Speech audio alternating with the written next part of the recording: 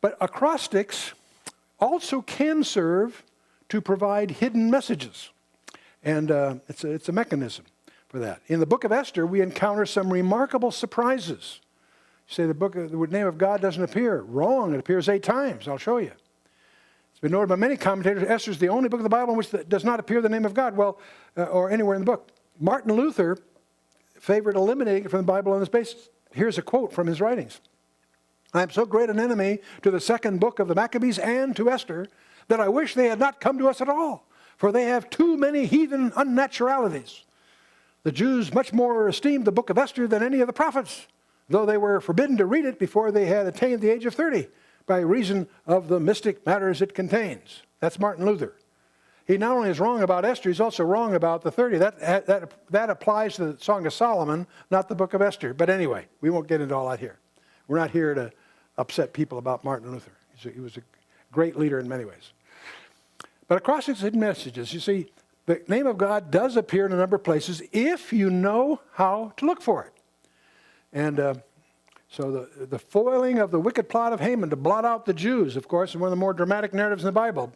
Furthermore, beyond the surprises in the plot, there are also some surprises hidden within the text itself. And that's what we're going to play around with tonight. And one of the many ways, of course, is an acrostic, and a systematic sequence of letters in the text which can also have meaning or significance of its own. It's a code of skipping letters. We're going to look at 2 different kinds. We're going to look at acrostics as a form of skipping letters, and we'll be looking at what's called an equidistant letter sequence as a specialized kind. But anyway, one of the simplest form of acrostic is simply the repetition of the same or successive letters at the beginning of clauses. Now, God declared, back in Deuteronomy 31, that if his people forsook him, he would hide his face from them. So he's hiding his face from them, but that doesn't mean he's not watching out for them. That's the paradox that's being dealt with here. So here in this very episode, that threat was fulfilled. That even though he was hidden from them, God is still working for them. And the name of God is hidden no less than 8 times in acrostics in the text. The first acrostic we'll take a look at. It appears at the conclusion of Memucan's counsel regarding the disposition of Queen Vashti, back in chapter 1, verse 20. And it's shown as I'm showing you here. But if you take the first letter of each word, bear in mind, let's back up a minute. All languages flow towards Jerusalem. Did you know that? All nations that are east of Jerusalem go from right to left. Hebrew, Arabic, Aramaic, Sanskrit, it goes on and on. Those nations that are west of Jerusalem go from left to right. Latin and all its derivatives, Greek, you name it. So the first letter is highlighted here on the slide. And if you take those letters and put them together, you have, anyway, the name of God. It's formed by I want you to notice here, it's formed by the initial letters, and it is it's here. You may not recognize because it's backwards. Yod-Heh-Vav-Heh goes in the other direction. Yod-Heh-Vav-Heh, it goes left to right the way we're reading it. That's backwards for Hebrew. It's in here backwards. And we're going to get into the forward and backward, front letter, back letter. That's all done deliberately. I'll explain as we go here. It's explained backward because God is turning back the counsels of man, which is Memucan. Okay? The second acrostic occurs when Esther invites the king and Haman to a banquet. That's in chapter 5, verse 4. And that's what it looks like in the Hebrew. And here again, if you take the first letter of each word, it spells Yod-Heh-Vav-Heh. And this, God is initiating the action, and it's forward because God is ruling and causing Esther to act. Okay? I'll summarize this in a little chart at the end here. The third acrostic occurs in chapter 5, verse 13, and that's what it looks like. And here's another one of these where it's backwards, if you will. Yod-Heh-Vav-Heh, but backwards.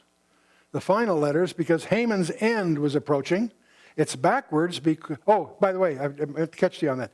In this case, we're not using the first letter of each word, we're using the last letter of each word, and we're doing it backwards. It's the final letters because Haman's end is approaching. It's backwards because God is overruling Haman's gladness and turning back Haman's counsel. And you say, well, you're contriving it. No, this is consistently being applied throughout all of these. The fourth one is in chapter 7, verse 7, like the third, is formed by the final letters for Haman's end had come.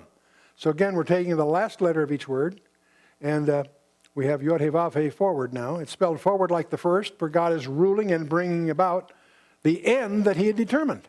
Okay? You got that all down? Okay. The overall design in each of these four acrostics revealing Yod He Vav He involves the utterance of a different speaker. First one was Memucan. Second one was Esther. Third one was Haman himself. The fourth one was the writer of the book of Esther. Got that so far? All right. The first two acrostics are a pair having the name formed by the initial letters of the four words.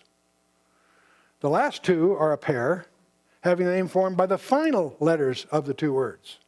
You with me so far? Okay. It's remarkable that in the two cases where the name is formed by the initial letters, the facts recorded are initial also. That in an occasion where God's overruling counsel was initiated, in the last two cases where the name is formed by the final letters, the events are final also and lead quickly to the end toward which God was working.